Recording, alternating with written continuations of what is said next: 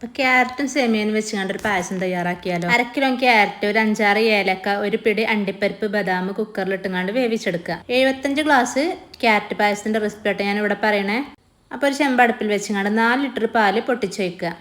പിന്നെ അതിലേക്ക് ആവശ്യത്തിന് വെള്ളം ഒഴിച്ചു കൊടുക്കുക. അപ്പോൾ 75 ഗ്ലാസ് വേണമല്ലോ. അപ്പോൾ പാലും വെള്ളവും പാടെ 75 ഗ്ലാസ് ആക്കിയാണ് അങ്ങനെ അടുപ്പിൽ വെച്ചെടുത്തു.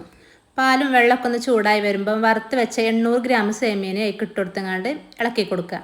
അപ്പോൾ അടി പിടിക്കാതെ മിക്സ് ചെയ്തുകൊണ്ടേ നിൽക്കുക.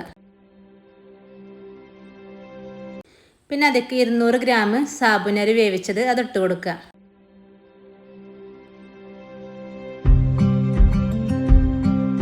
അപ്പോൾ സേമിയനൊക്കെ വെന്ത് വരുമ്പോൾ നമ്മളെ ക്യാരറ്റ് ചൂടാറിട്ട് മിക്സിൻ്റെ ജാറിലിട്ടുകൊണ്ട് ഒന്ന് അരച്ചുകൊണ്ട് അതിലേക്ക് ഒഴിച്ചു കൊടുക്കുക. പിന്നെ മധുരത്തിന് ആവശ്യമായ പഞ്ചസാര ഇട്ട് കൊടുക്കുക.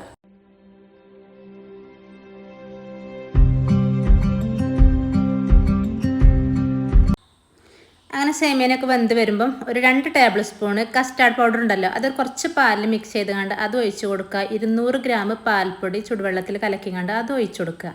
പിന്നെ ലാസ്റ്റ് നമുക്ക് കുറച്ച് മിൽക്ക് മേഡ് ഒഴിച്ചു കൊടുക്കുക. അപ്പോൾ നമ്മളെ സൂപ്പർ ടേസ്റ്റി ക്യാരറ്റ് പായസം റെഡിയാവും. ഇതിൻ്റെ ഫുൾ വീഡിയോ നമ്മളെ ചാനലിലുണ്ട് കേട്ടോ. അപ്പോൾ എല്ലാവരും പോയി ഒന്ന് കണ്ടു നോക്കുക. കണ്ട് ഇഷ്ടമാണെങ്കിൽ ഒന്ന് ലൈക്ക് ചെയ്യുക. ലാസ്റ്റ് കുറച്ച് നെയ്യിൽ അണ്ടിപ്പരിപ്പ് മുന്തിരിയും വറവിട്ടെടുക്കുക. അപ്പോൾ ഇത്രയേ ഉള്ളൂ കേട്ടോ. താങ്ക്